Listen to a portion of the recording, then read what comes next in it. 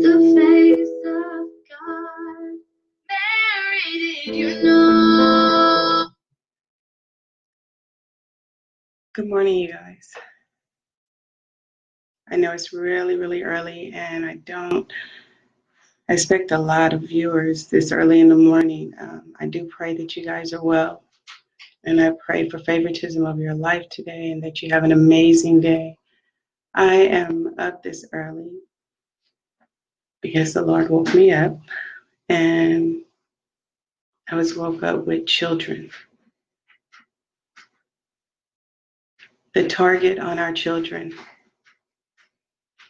A lot of people, you hear a lot of people say, oh, don't nobody want that bad child, or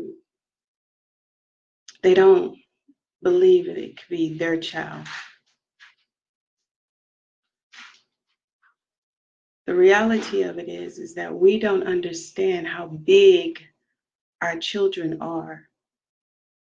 So let me first start by backing up and giving you my scripture.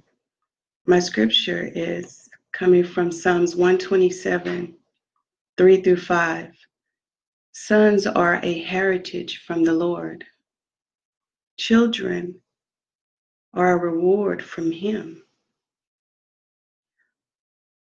Like arrows in the hands of a warrior, our sons are born in one's youth. Blessed is the man who quivers is full of them. They will not be put to shame when they contend with their enemies in the gate. Our children are a direct heritage from the Lord, a direct heritage from Him. They are a reward from Him. So every time you look at the faces of your babies, every time we look at the faces of our babies, we should know that we were blessed and not with a headache. Trust me, the Lord does not give you something that He does not want back. He does not give you something that He doesn't want Himself. So trust me, He's giving you His best. Your babies are a blessing. You may not have reached the point of completely understanding them, but they are truly a blessing, and they are the hope of tomorrow. And that's the reason our babies are under attack, is because they are our hope. Think about it. All of your dreams, you wrap them up in your children. Everything that we couldn't do as a child, then we encourage our children to do it. And then some. We want them to be better than us. And we look forward to seeing them each and every day. And so for this reason, our babies are being attacked. For this reason, our babies are being taken away from us.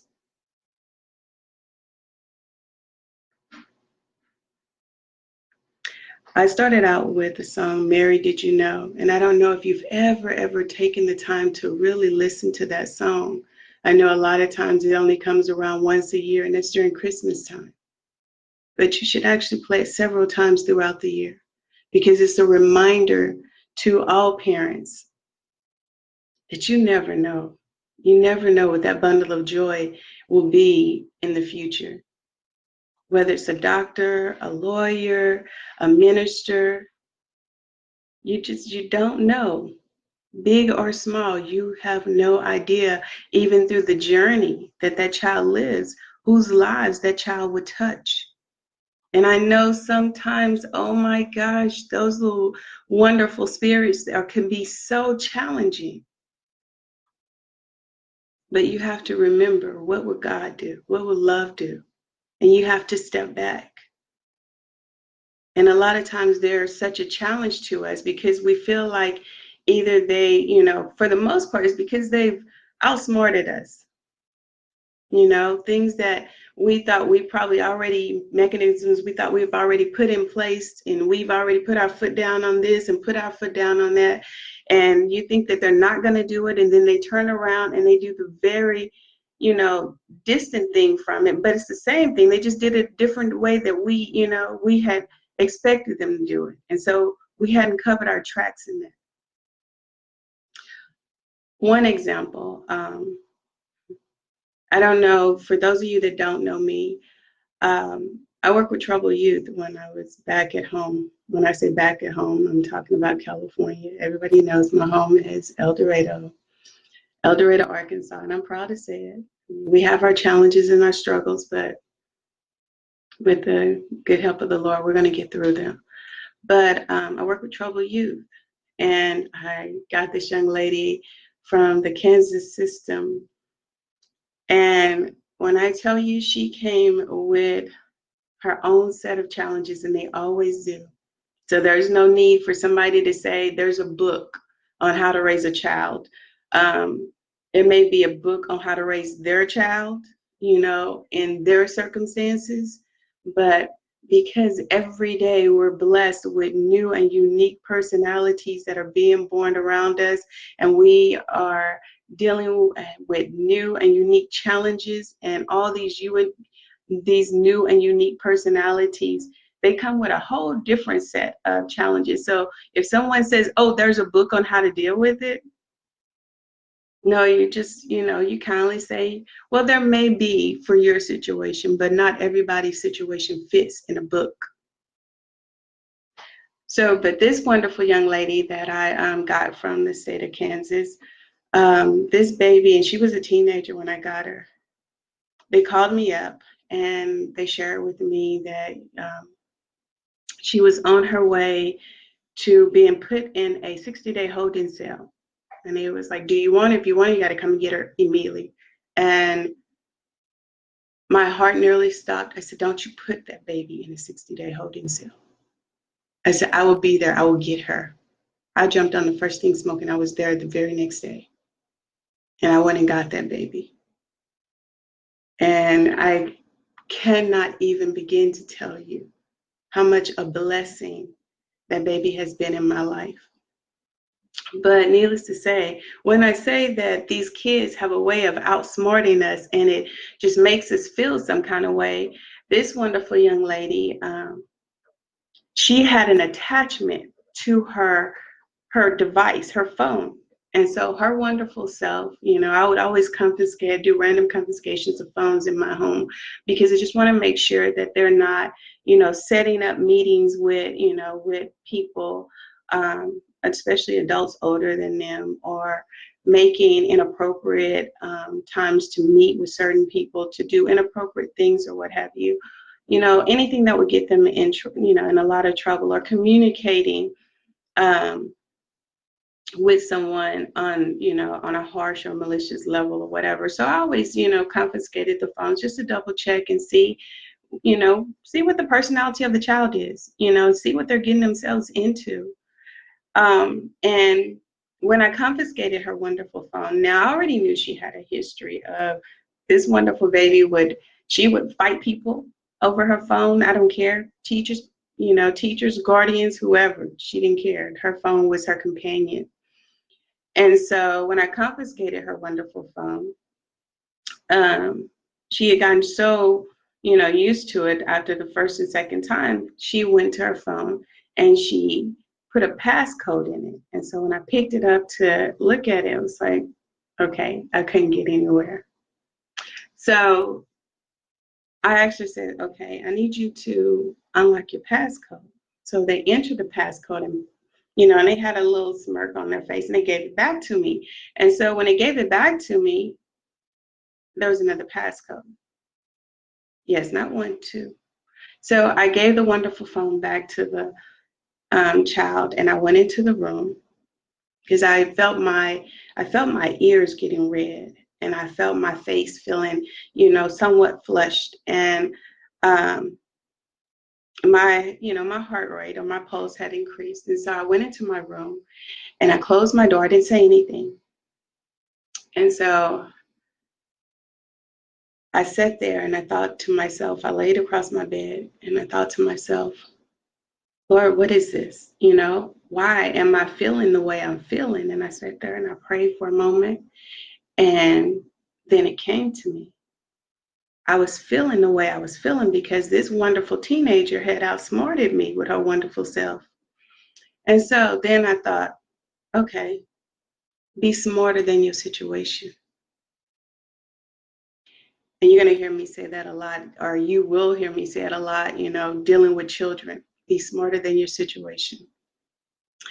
And so I sat there and I thought, okay, okay. So I got up and I felt like I was shifted in a different place, a place of authority.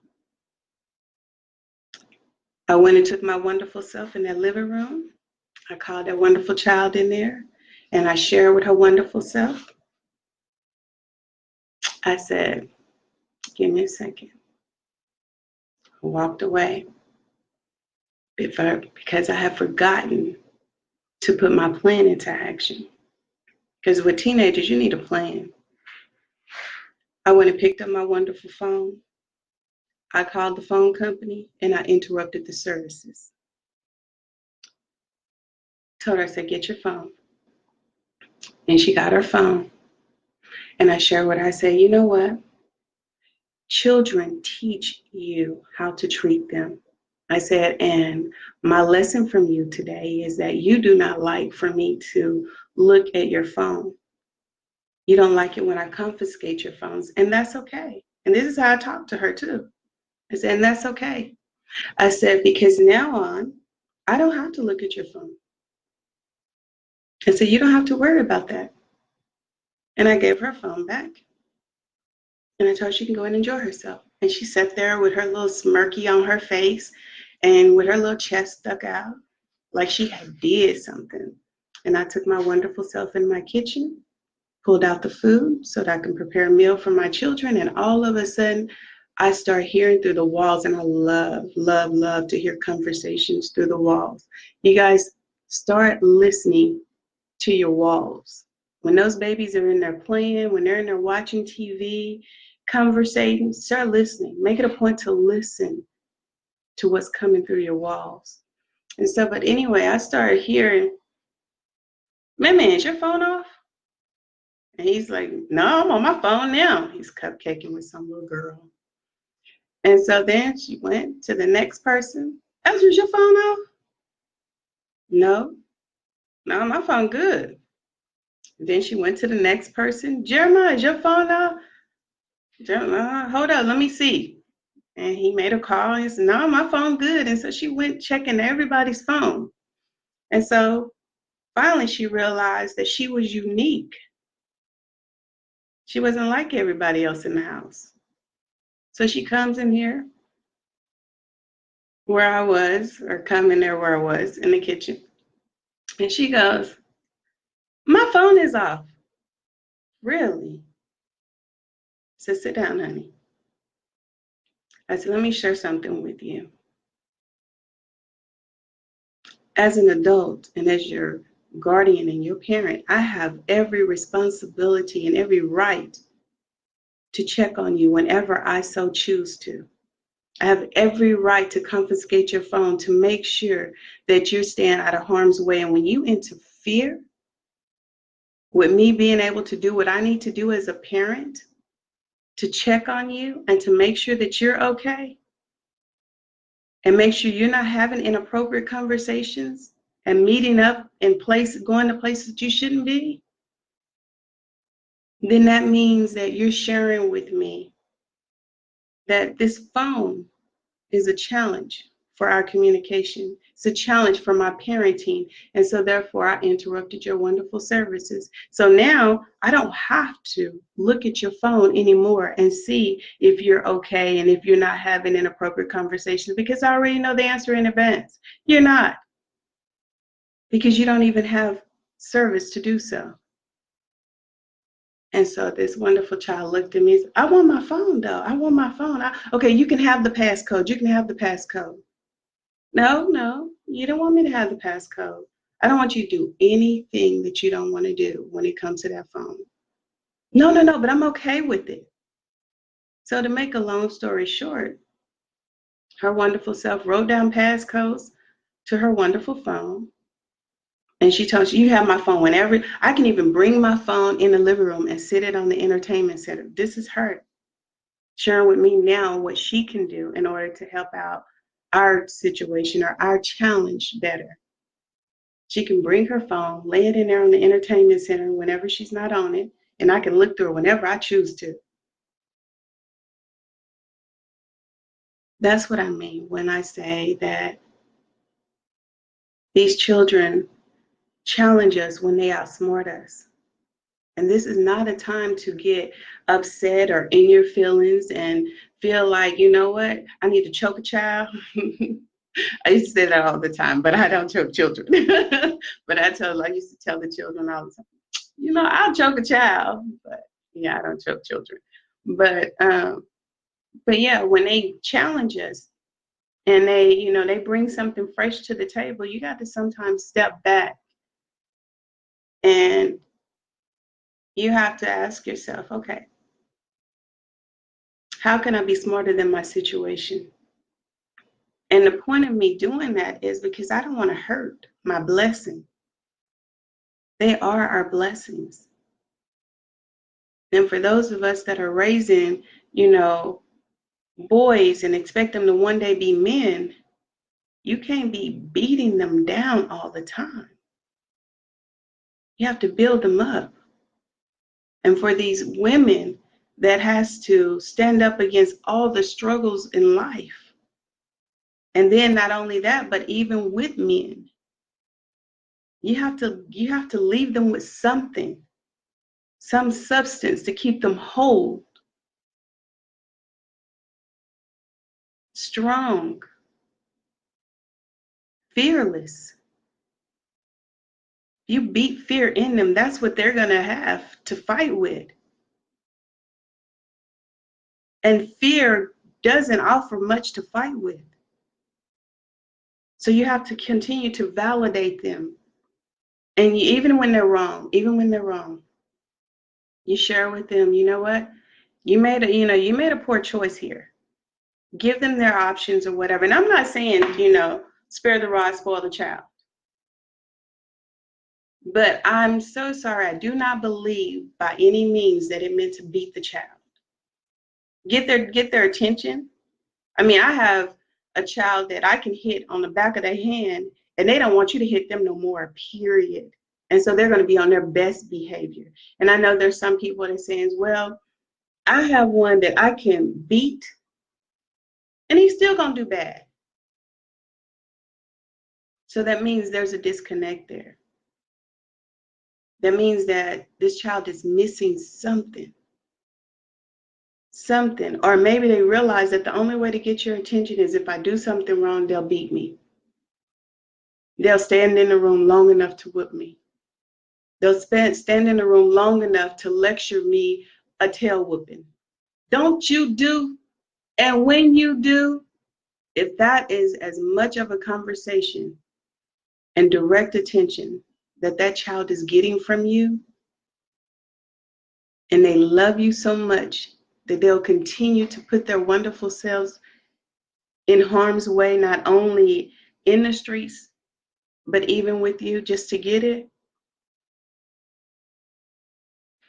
then you have to fix it. You have to fix it. And sometimes all it takes is asking, what do you need? What do you need? What's wrong? I found myself the other day asking my daughter, and we have a really cool relationship, but every single day, when I take my child to school, first of all, we have a conference with her father. Oh yeah, we have a conference with her father. We call her father up on the phone, and this is his opportunity because he works all day long to have the opportunity to, find out how his daughter's doing, because I didn't have a child by myself. It doesn't work that way. So I give him the chance to find out how his daughter's doing, and she shares whatever she chooses to share with him. One of her big things now is checking up on his health, um, but they share what they choose to share. And he actually gives her an encouragement before she goes to school, reminding her that she's an awesome student, reminding her that her grades do matter and that we do care. And this is an everyday thing, not a every other day. This is an everyday, because regardless of where he is and where she is, she has a father, just as she has a mother. Regardless of what your co-parent is doing in life, you make it a point to remind them that they are exactly that, a co-parent, and you make it available. Some of you say, no, I can raise this child out by myself. You didn't make it out by yourself. There are some that are unfortunate where they do have to be put in positions where they have to do it all by themselves. And I do apologize for you that do have to go through this. But let's be real with ourselves. Is it a choice for you to do it all by yourself? Or is it something that you put on you? There's a difference. If you put this on you because you've decided that you wanted to be a superhero or superheroine, meaning because there are guys that are doing it all by themselves as well. If this is something that you put on yourself and you're struggling with it because you and this child is going through whatever you're going through, but you did it to yourself, meaning there is a parent out there that wants to be a parent. I don't care if they want to be a 2% parent, then you let them be that 2% parent. But if there's a parent out there that wants to be a parent, then you let them be a parent. Because indirectly, you made an agreement when you had this baby that you two was going to be mature enough, indirectly, to parent this child. You can't, I'm sorry. It takes two. It takes two. So give that baby the opportunity to have that 2% if they need it. Even if it's just a hello, you don't know or realize how healthy that is for that child. And what that child may not tell you, may tell the other parent. I heard someone say years ago that when it comes to twins, you know, when one of them is, didn't survive, that person that's living, feels like there's something missing. They feel, some kind of way, even in their spirit. Well, imagine how these babies are feeling when it took two people to bring it in the world. And here it is. They have, DNA, ribosome, chromosomes, all these things that make up not one person, but two that's running through their bodies. And one is absent. How do you think that makes that child feel? Do you not think they don't miss the other part of them? They do. They feel incomplete. So even if you feel like that person's not the best person in the world, I understand. Pray. But if he or she is willing to pick up the phone just to say hi, just to say, remind that child that I love you, that I love you will go a long, long way. So give them the opportunity to do so. They don't have to be, if you feel like they're up close in person, it's destructive. If they're up close in person is not healthy, by no means am I saying you allow that up close in person to happen.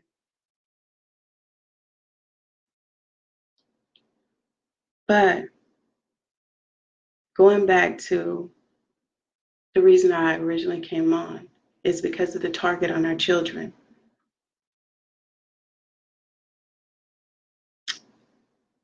Killing our hope. This is the reason our children are being targeted.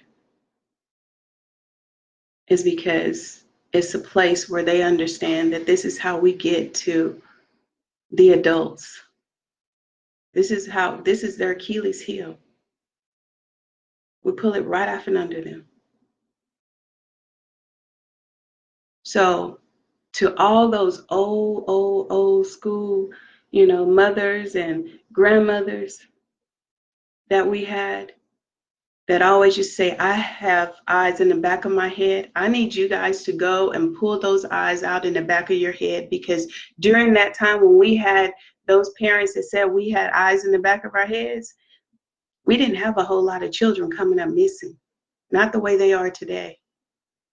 So parents, fathers, mothers, grandmothers, teenagers, put eyes in the back of your head. Start looking. You see babies walking down the street. You see babies unaccompanied by adults. You see babies looking like they're walking in despair, kicking rocks, looking like they have nowhere to be. Start paying attention. Keep your eyes open. Our children need us. What happened to this village? It takes a village to raise a child. We need our villages back. I remember there used to be elders. They couldn't walk around, it's okay, but I seen your baby when they walked past my house and they walked in front of the neighbor's house. Yeah, Miss Annie, I seen too. They was walking down the street. Open your windows. I know a lot of you close them because there's so much corruption in the streets, but open your windows. Open your hearts. I know somebody said, well, I don't have any grandbabies here. All of them should be your grandbabies. All of them should be your children. Because one day they're going to be Donald Trump, meaning they're going to be running your presidency, your state, your city. So instead of waiting to the last minute to watch them on television, after you watch them in the streets probably do God knows what, and you could have said something, say something now. Watch them now. Correct them now if you need to. Protect them now if you need to. But be the village. Participate. Play a role. I had a situation to come up yesterday. I don't know if you guys know, I got 5 brothers. Well,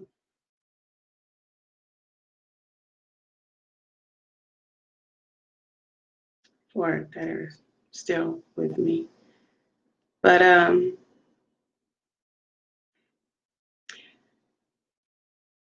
had a situation to come up, and I think about this all the time. And I know some of the ladies gonna have a challenge with this, but the situation was that this young lady, and we have so many of them, that when our brothers get involved with them, they want to wave their children over their heads, for control purposes. And now women are so extreme with it that they go and they even mess up the background of our brothers. They go and they, falsely accuse them and make up all these accusations against them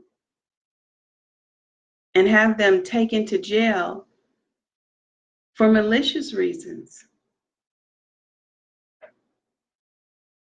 when all they want to do is be with their child, help their child, because a lot of them see that their child is in trouble. And then there's some that just want to be a part of their child's life. But they were unfortunately still catting off and being immature, and the woman is kind of disappointed at this behavior. And so because of this, she goes through extreme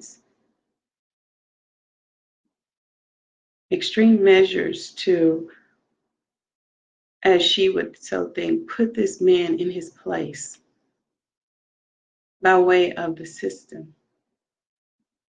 And now they've even gotten so ridiculous to where now they're even abusing themselves,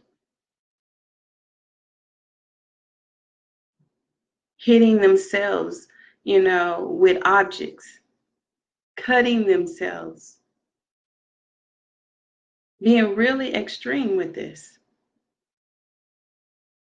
And you see it in the system. I mean, you see where they go literally to the system and they file a complaint of abuse, saying that the person is malicious, this person behaves this way, this person behaves that way, and then they turn around and then when they feel better or when the person has money or whatever, they go back to this very same court that they went in there crying wolf to and say, I changed my mind. They're okay. I need them in my life. They're no longer unhealthy for me. They're no longer abusive to me. And then the courts dismiss it. And then they go back when they have a flare up again and they do the same thing again. And then the court does what? They go and they arrest this person again. And then it happens again. Oh, well, I changed my mind again. Okay, let me share something with you first of all. If you get a woman that says she's been beat this away, black and blue and this away, and she comes in there and you're looking at her little wonderful face and there's not a bruise in her face, there's not a bruise on her, on her arms, there's not a bruise on her body. First of all, that right there, that's concerning. If you go to somebody's home and you don't see that this person has any bruises, you should be concerned. That's one. Two, if they do have any bruises and you don't see the wonderful man or woman, because women do the same thing. Women attack men. I'm not going to act like, women don't attack men. Women do attack men.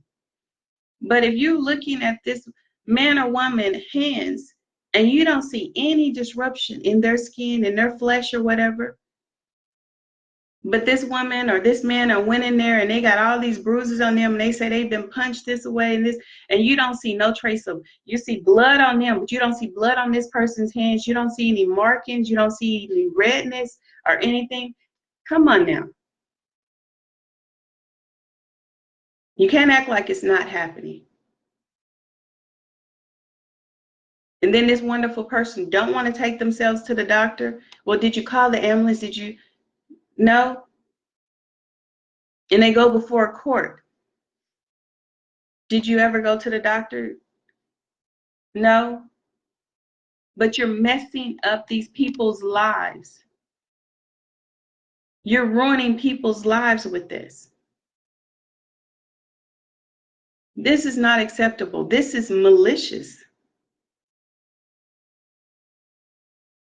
And while they're dealing with you, with this drama, babies are being taken, babies are being abused, babies are being killed. And they're just trying to get to you to try and help you and try and see about their child. Because somebody didn't wake up with the opportunity to. Somebody woke up without a baby to wake up to. And that sends a siren to other parents that they need to watch their children. They need to keep an eye on their children. They need to be concerned about their children.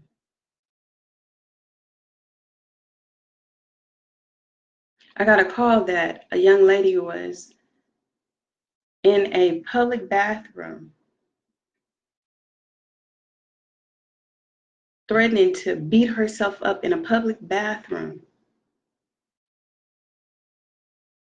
and come out with bruises on her, only to say that the young man she was dealing with said that she wanted to commit suicide. And the young man that she's dealing with pleading for her life, pleading to keep his child safe.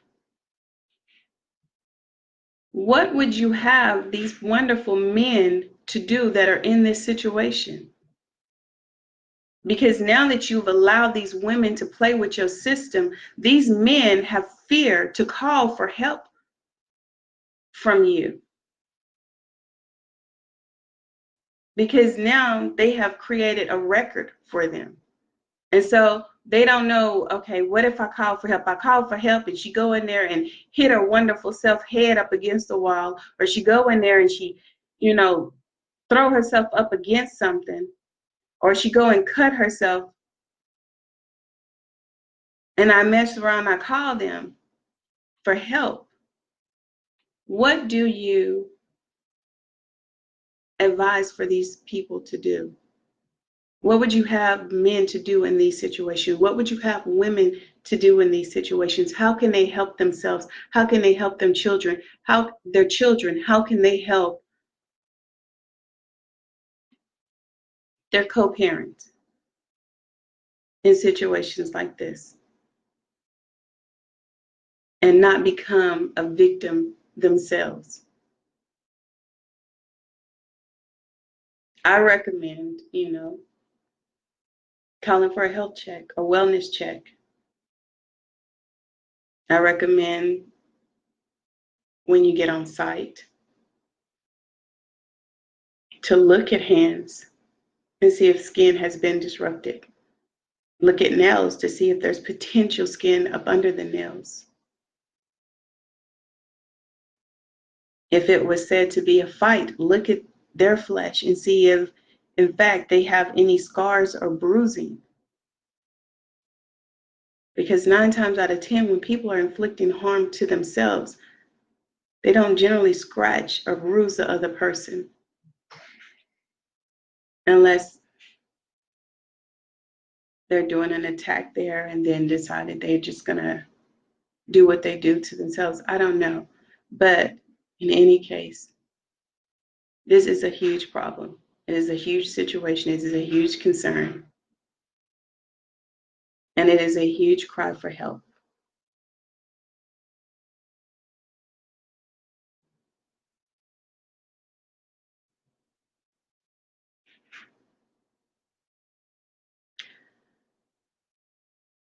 I know in order for the Lord to wake me up this morning and put children on my mind, that there's something going on with our children. And I know that somebody's child is under attack. So I'm going to ask that you guys all pray. Pray for the children. Turn your attention towards your children. Know where your children are at all times. If you have the time and you're just sitting at home, go pick your children up from school. Get your children to school early enough. And I am so,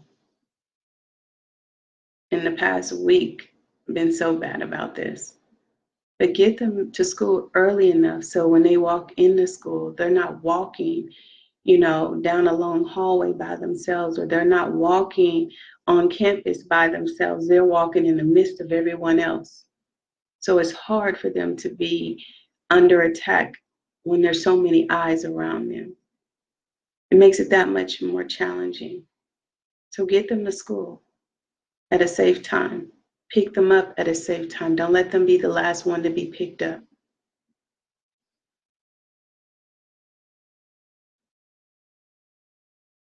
As I share with you, all grandparents, all mothers, fathers, teenagers, please use the eyes in the back of your head.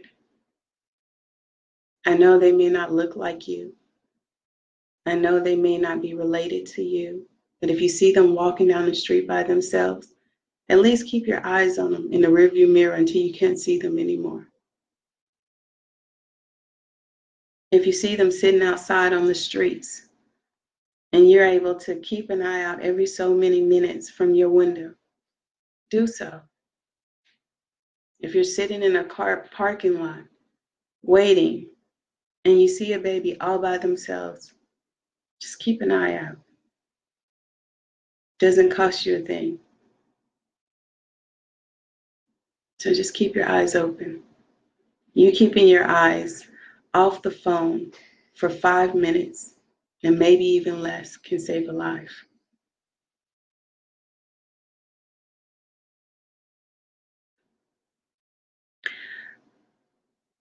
There's an individual who's dealing with a case, and your family has been praying, praying, praying in regards to this case. I don't know who you are, but I just want to let you know that God has already worked it out in your favor. I may never get the opportunity to ever find out exactly who it is, but God has worked it out in your favor. You have a court date coming up. God bless you. Be blessed and stay out of trouble. Let's keep an eye on our babies. God bless.